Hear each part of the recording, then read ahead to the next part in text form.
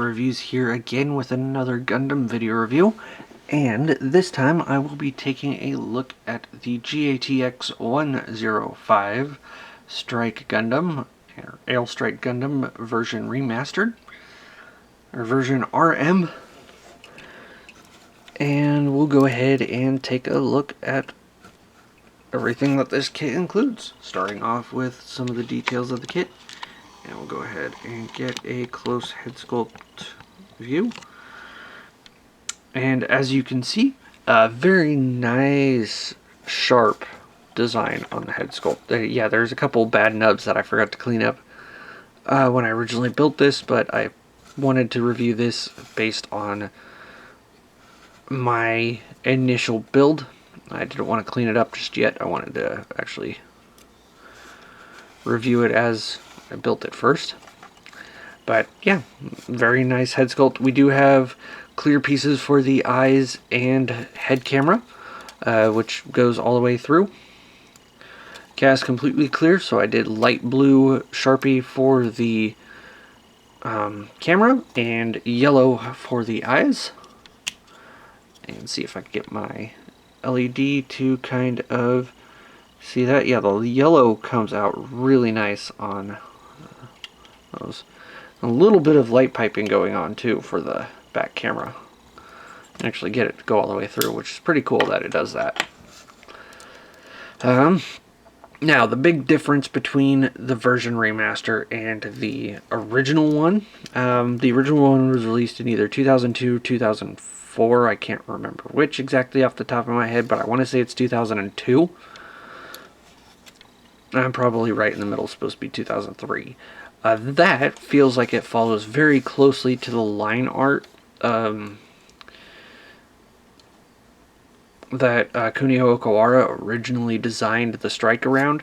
This feels like it's really refined and it's really touched up, refined, and adds a little bit more detail and makes it seem a little bit more realistic. The original one, the head was way bigger. The shoulders were very plain. These little vents on here were completely omitted. And there's just a couple other features that were altered. And the biggest change we'll get here into when we do the accessories would be the fists. So, also, one thing to note, this is one of the Gundam kits where the vents for the mouth plate are actually cut all the way through. So you don't have to worry about lining that extra. That's already done. But to really make it look good, I feel like if you were to paint the red piece that's behind the vent, if you were to paint that area black, it would make it look better. At least that's what I did to mine. So no necessary painting needed on it, just a little bit of extra touch-ups here and there for panel lining. If you're like me and you like the clear look, then bust out a Sharpie. But other than that, nothing really it for that. I do like how these thrusters are individually molded with red pieces around it. In several of the line arts, we always have red on the inside of the thrusters. And I never care to paint that red when it shows up like that on the line art, but omitted on the kit, I just leave it as is. But this actually incorporates actual plastic to make that color separation. Yeah. Go ahead and show the opening cockpit feature on this kit. It's a little bit difficult to get into, but especially if you've just trimmed your fingernails, because it's really hard to get leverage on this piece, because you're first wanting to take this blue section here and actually slide it forward.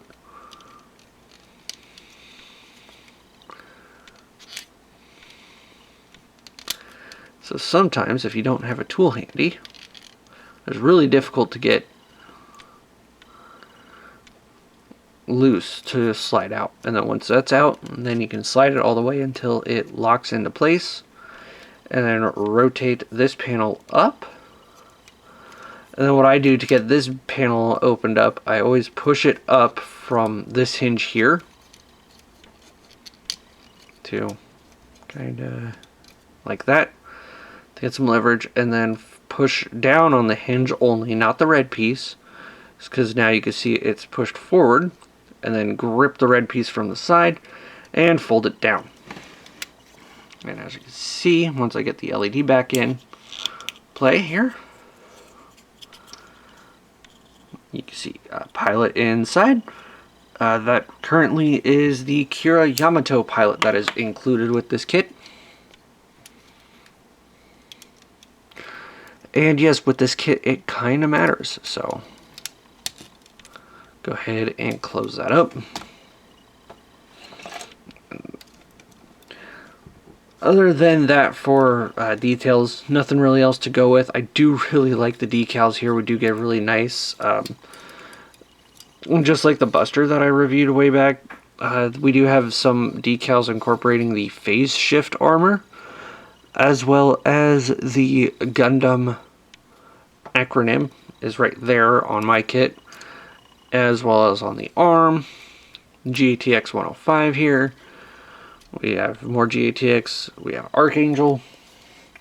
Unlike the Buster Gundam, which gives you options between the between which army is using it, the Strike Gundam specifically has ones for the Archangel. So, and the Federation. Now, for posability, this is another part where the version remaster excels, is because it does some upgrades to the inner frame that allows for a little bit better posability. The head is on a ball joint, and so it can look pretty much every single which way you want it to, as well as the neck itself is on a hinge, so it can rotate forward and back. So you can get really nice bends out of there. The shoulders have a butterfly joint incorporated into the torso, which can go forward about that far, but also can rotate up about that far. But then we also do have the actual shoulder joint itself is on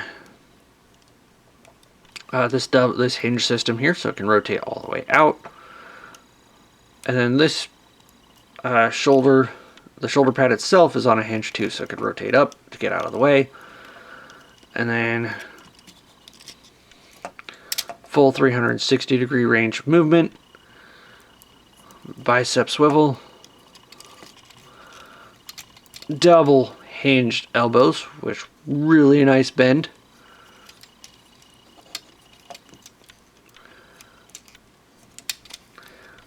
And we get a ball joint at the wrist, and now a little bit different kind of hands than we've been used to before. Another big change was the original Strike Gundam used the traditional hinged fingers and the three finger, index finger, thumb. Use that traditional construction without a peg in the hand. This uses the swappable finger tip, or the swappable finger hands. So the only posability we have is the thumb on a ball joint, and then the fingers themselves will be switched out for whatever accessory or pose you'll want to do them in.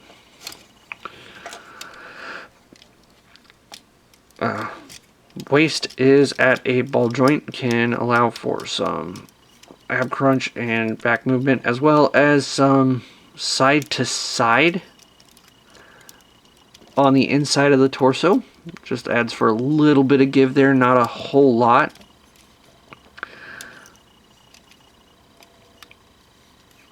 Side skirts can get out of the way about that far. They're really finicky, at least on mine. If you do anything too much with them, they start to, they'll tend to fall off. Front skirt pieces are ball jointed and hinged. And then the back skirt is just a hinge, but can flip up that far. The hips, we do have a kind of new hip system. This, if you've seen my Buster Gundam, like the posability on this is almost the same because it uses the same exact frame. But the hips, each hip can slide down, or yeah, each side's hip can slide down on this joint here, which can rotate, as well as rotate here at the base. And as you can see, it can give a different variation of posability. There's it without it extended, and there's with it extended. And then go the same backwards.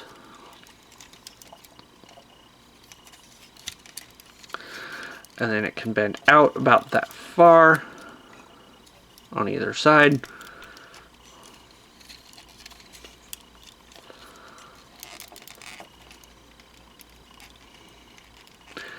Getting that hinge, though, to rotate back up can sometimes be a little bit of a trouble, but once you get it there, it looks good. Knees are on a nice double bend with the knee pad folding down, and then double ball jointed ankles. So we have a ball joint up here and a ball joint down here, and then a hinge for, or a ball joint in the back of the ankle. I think it's a ball joint, but I might not be too sure. Nope, it's just a hinge here for the ankle guard. But it does allow for a huge range of posability in the ankle, as well as for the toe articulation. It can bend down that far and up that far.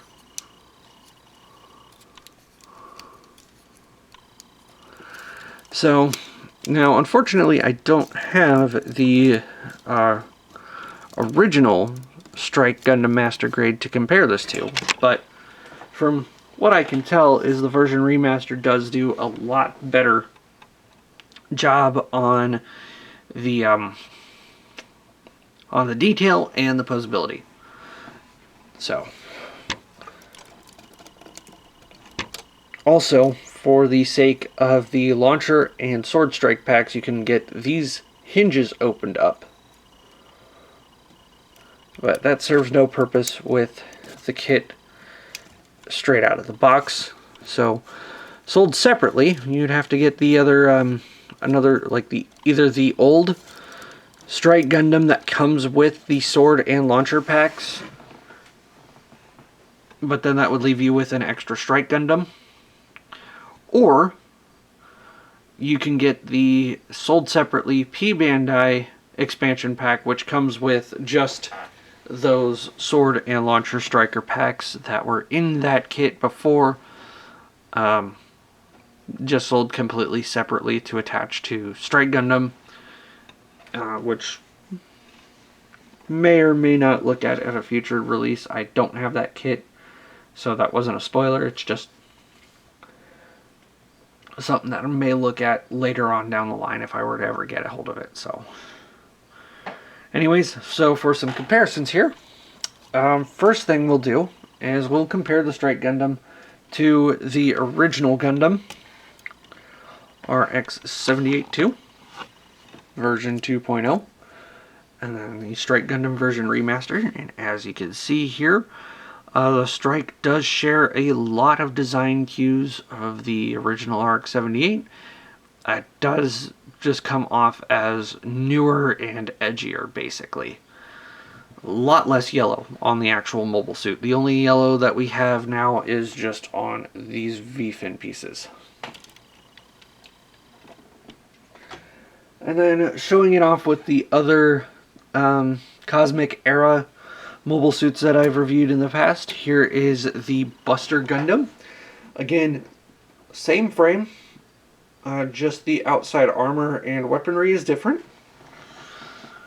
So you can see they really do you can really tell that they do come from like the same era, the same, everything is designed together.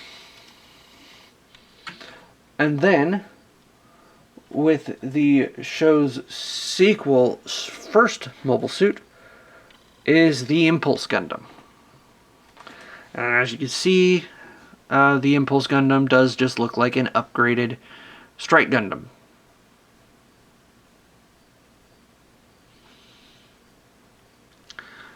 But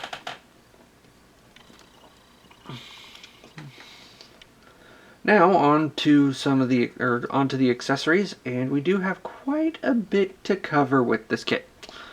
First thing we'll start off with is, of course, I do want to cover these first. We do have we have a total of 4 pilot figures that come with this kit. We have Kira Yamato currently in the pilot seat, but you can also replace him with this one, which is supposed to be Mu Laflaga. I don't have the book. I don't have the instruction booklet here with me to tell the difference, but aside from, unless you were to paint these, then it's very hard to tell the difference straight up. But then you also get 2 standing figurines, one of Kira Yamato and one of Mu Laflaga. Now, as the standard Strike Gundam, we're just going to take a look at its weaponry. We can fold out these hinges on the side skirt, and we can pull out these armored Schneiders. Now, this does require some painting if you want it to look nice. The blade comes white. I used a silver Gundam marker, and it has not shown the test of time very well. But once you fold that out, you have the armored Schneider, and then you can take one of these hand pieces, which is the gripping hand without a tooth in there.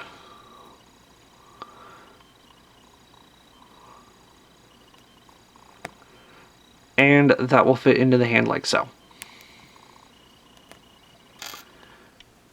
But we'll not dive into these too much. They do store both of them. There's 2 of them, 1 in each. And they do just store in like that.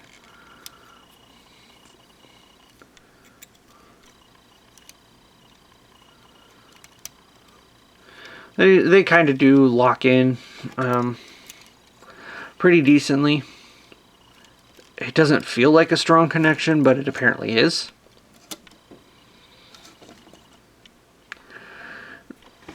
Now, before we go over some of the other accessories, I want to go over the different hands first. We get a right and left trigger finger hand. As we saw before, the right and left, we have one for right and left for gripping hand without the tooth in the hand, as well as a right and left with the tooth in the hand. And then we also have fingers splayed out. Now, for the actual accessories here, first one we'll take a look at is the beam rifle. Now, very nice beam rifle. As you can see here, cast completely gray. We got some nice decals on there. This handle here can rotate from side to side. And then a clear piece for the scope. Again, took a light blue Sharpie to it.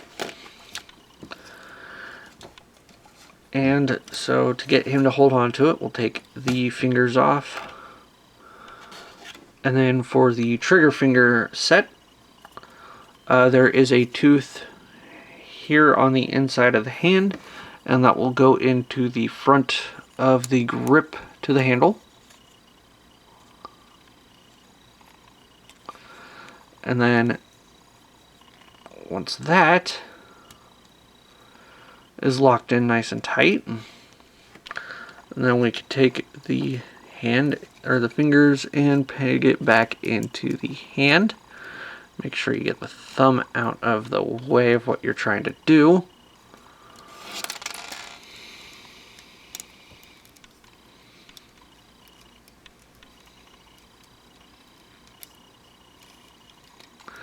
And he can hold the gun really well.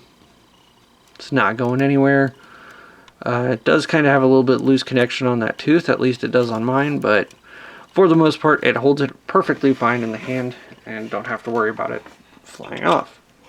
I'll also go ahead and take a look at the shield.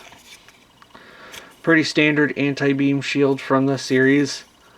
We got some really nice decals, some nice panel lining options available here, especially on the back, but I started to care less around this time to do on the back of the shields. We have a piece here which is on a swivel and a hinge, so this can lock into the hard point on the back of the arm, as well as this handle here can unpeg from the shield itself. I said unpeg from the shield itself.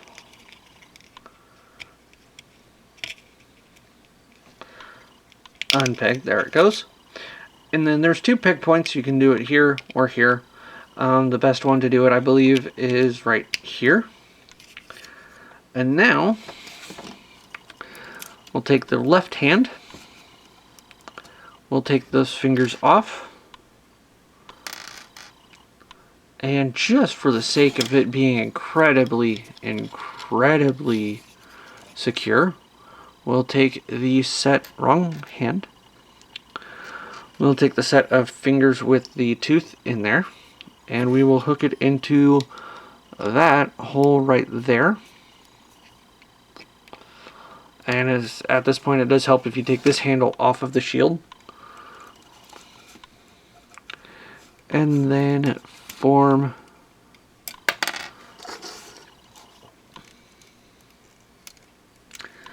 that peg,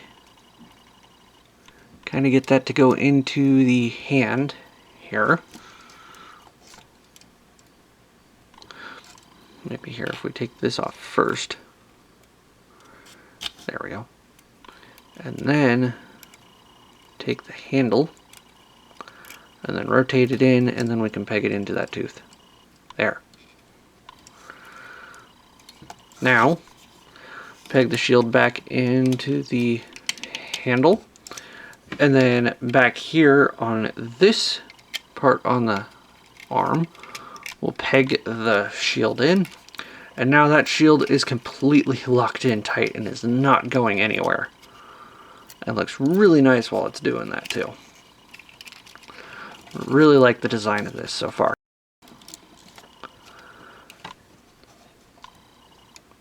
And of course, that's not all for this kit. We do also have the AQM/EX01 Aile Striker backpack, which we'll go ahead and take a look at this a little bit on its own, because it does kind of feel like its own separate build. As you can see, it does look really nice, really well detailed. We have some additional detail in the thruster vanes here on the side and inside the thruster itself, molded separately behind these vents, as well as through here. The flaps on the stabilizer wings can rotate up and down, as well as there is a joint here for sliding it out. You can slide it out too far and pop it out of place, but that's fine. So it can rotate, as well as hinge up and down. So you can actually get the wings on this thing in a lot of good poses. These thrusters here are actually on ball joints, so they can get in any which pose you need them to as well. And then the ball joint handles here, or the beam saber handle holders, are on ball joints, so you can get them in and out of the way however you desire. And this thing is equipped to being combined with the sword and launcher packs that I mentioned before. So that way you can display this version of the Strike Gundam as the perfect strike. So first we'll take those wings off just for now because they're going to get in the way. Just because trying to get this slid back does kind of get a little hampering sometimes with those in the way. But yeah, you can go ahead and slide that backpack all the way out. And then you get this adapter here, which can plug into this side for one of the packs to be able to equip onto this side. And then you expose this poly cap here, which will take this set of battery packs. And each of these battery packs attached on is its own separate piece, which just slides in and out just like that. And this will plug in on that peg. And that hole.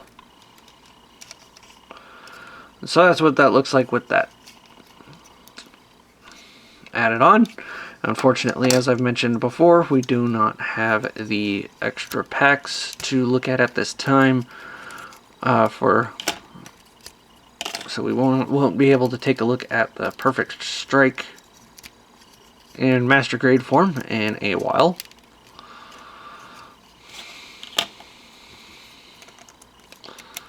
Go ahead and plug the wings back on. Might need to tighten up those hinges later. Yeah, that one's going really low. But you can go ahead and plug the Aile Striker pack into the back of the Gundam. There is a rectangular port on the back right there. And that will just plug in. Now, we have the Strike Gundam in its Aile Strike Gundam configuration. And I think my cats just knocked some stuff down in the bathtub.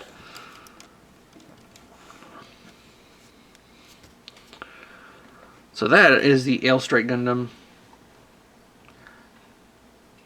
completely configured. And as you can see, that backpack does add a little bit more room in the back.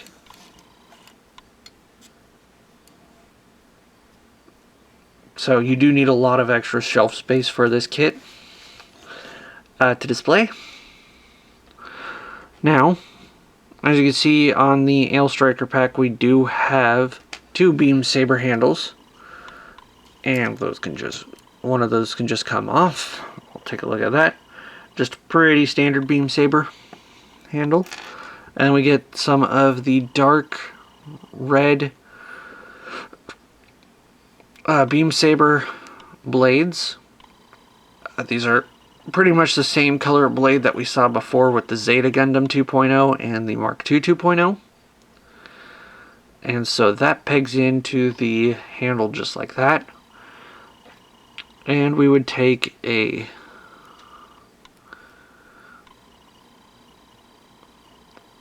hand with the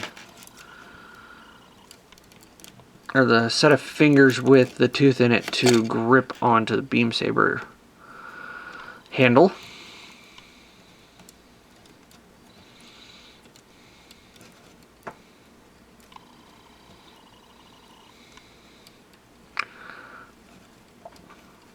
And that's what that looks like with the beam saber handle, or the beam saber in his hand.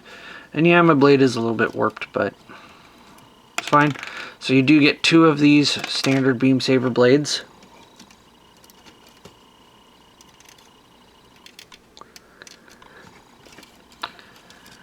You also get, I forgot to mention this, you get two of these little pieces. Now these are for the Sword Striker pack to be able to incorporate with this, give it a little bit more room for the shoulder pad to actually click into place there. So otherwise it would be a very, very loose connection.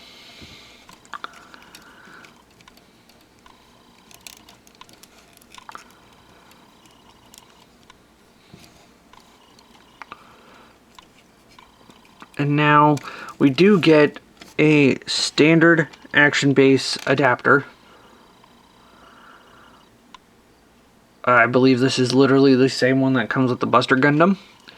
And just like the Buster Gundam, it will clip in.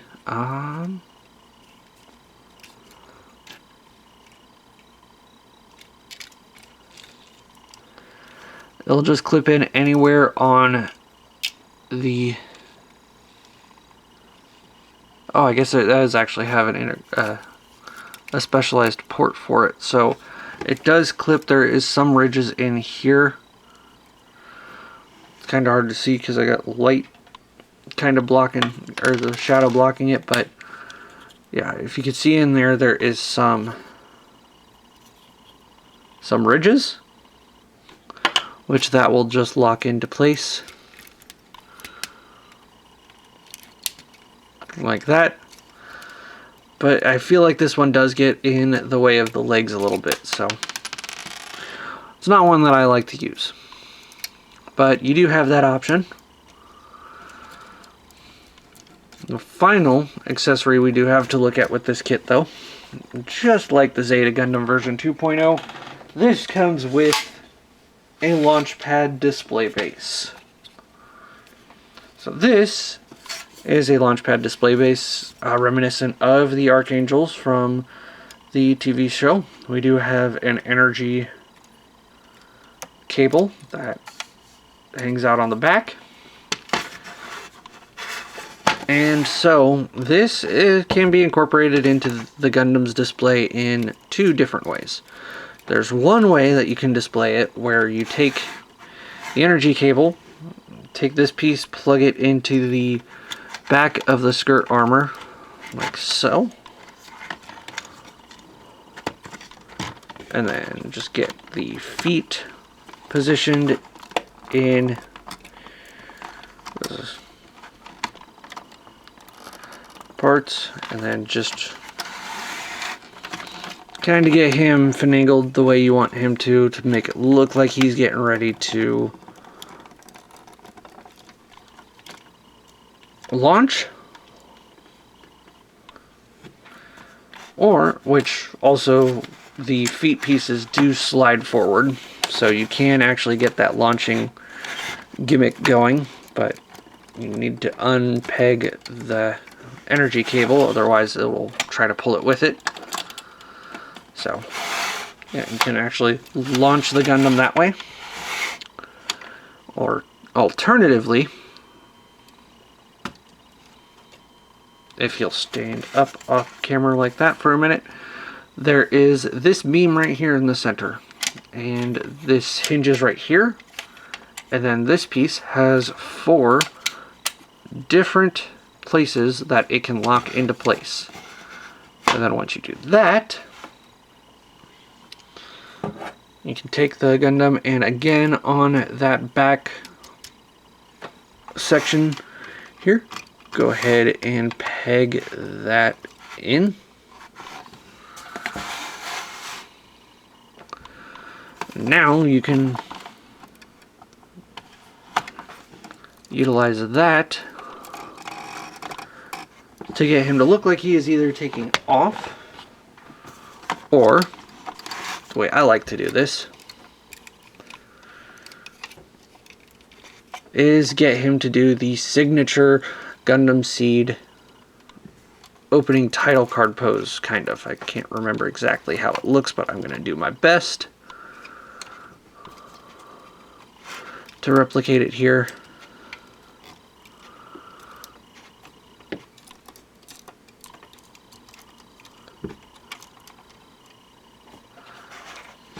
And try to get it in camera.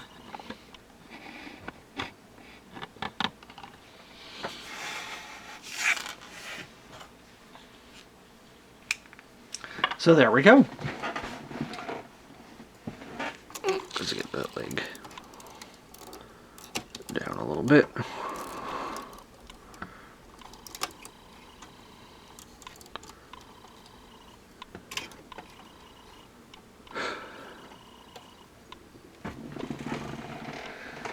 So there is the Strike Gundam, or the Aile Strike Gundam version remastered. Pretty decent kit, really nice kit actually. There's a lot going on it when it comes to detail and posability and accessories. Definitely a very, very good kit to have. Compared to the original one that was released from 2002 to 2004, this one definitely blows that one out of the water. I'm just going off of hearsay and picture evidence that the original one doesn't really hold as well of a candle to this one does. This one upgrades the inner frame. It adds a little bit more detail and kind of slims up some of the design and makes it a little bit more feasible. Now, yeah, I would definitely recommend picking up this version of the Aile Strike Gundam. Now, if it comes to trying to get the accessory packs, again, there's two options. You can get the original Strike Gundam that is with the sword and launcher strike packs, or you can buy just the sword and launcher strike packs separately from as P Bandai. But those were released a long time ago. I don't know when they were, or if they're ever going to get reprinted, or if they haven't been reprinted already. But your best bet would probably be to get the second, like the original Strike Gundam that comes with the sword and launcher packs, in order to fully integrate the accessories that come with this kit to do the Aile Strike, or the perfect strike. But yeah, if you can find this kit for a good price, I do highly recommend picking it up. It's definitely a fun build. In fact, all of the SEED kits that have been released in Master Grades have been really fun builds for me. I really do enjoy all of them, and this, I'll get a look at the other ones later on, but that's about it. That's about all I have to say for the